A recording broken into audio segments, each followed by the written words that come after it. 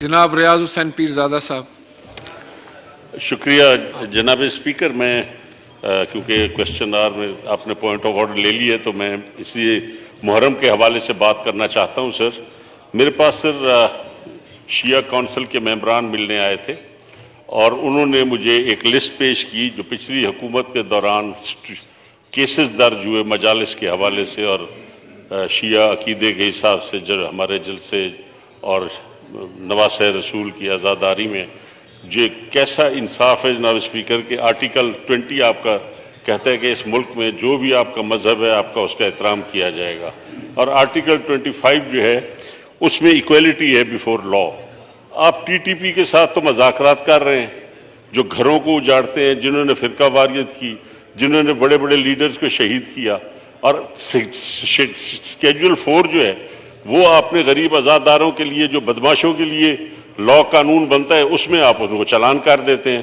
तो interior minister साहब भी बैठे हैं, मैंने 4 चीफ सेक्रेटरीज को लिखा है एज मिनिस्टर ह्यूमन राइट्स कि आप इस किस्म के पर्चे ना दें और सिर्फ एक आधा घंटा मजलिस आगे चली जाए, एक थोड़ी सी देर की रुकावट करे तो शेड्यूल 4 में चला जाता है आदमी और 3-3 साल उनको खुआर किया जाता है। जनाब स्पीकर, ये कुछ कम से कम चीफ सेक्रेटरीज को और आईजीज को सोचना चाहिए कि ये नवासे रसूल की आज़ादारी है।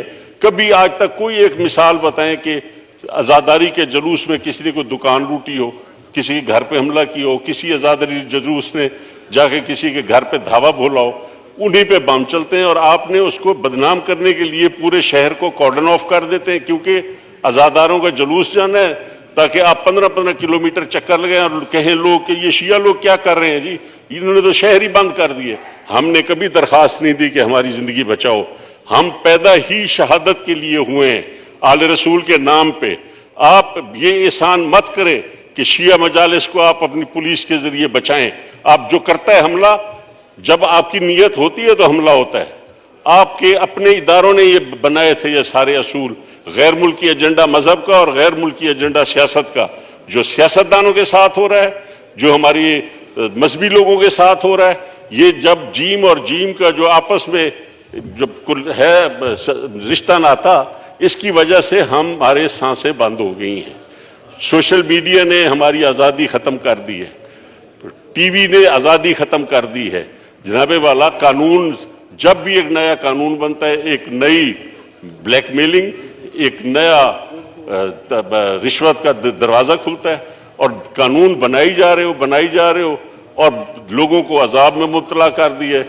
जनाबे वाला, ये मजहबी आज़ादी और ये इंसानी हकूक़, जब इंसान पैदा होता है तो अपने इंसानी हकूक़ के साथ ही वो पैदा होता है, उसको कोई नहीं बता। ये असूल कुरान ने और हमारे नबी अकरम सल्लल्लाहु अलैहि वसल्लम ने और इस्लाम ने आपको दे दिए हैं। ये असूल, कोई कानून ऐसा नहीं है कि आप अगर नबी अकरम सल्लल्लाहु अलैहि वसल्लम के वक्त में ईसाई और मुसलमान और सब मदीने में अगर रह रहे थे तो वो उस पाक ज़ात की मेहरबानी से और उनकी रहमत के साए में रह रहे थे।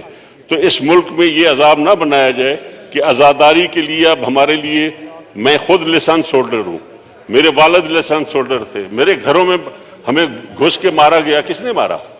और हमारी सराइकी इलाकों में तो हमारे मेहमान खानों के दरवाजे नहीं होते और घर का जो तहफ़्फ़ुज़ है वो बुनियाद है अपने घर की 4 दीवारी आपको हज़रत नबी अकरम सल्लल्लाहु अलैहि वसल्लम ने खुद अता फरमाई है। कहीं बलोच, सिंधी, पठान, हम रिवायतों वाले लोग हैं, हम जुड़े हुए लोग हैं। कभी ऐसा वाक़या नहीं होता कि कोई बलोच किसी बलोच के घर पे हमला करके मारे, पठान के घर पे हमला करे।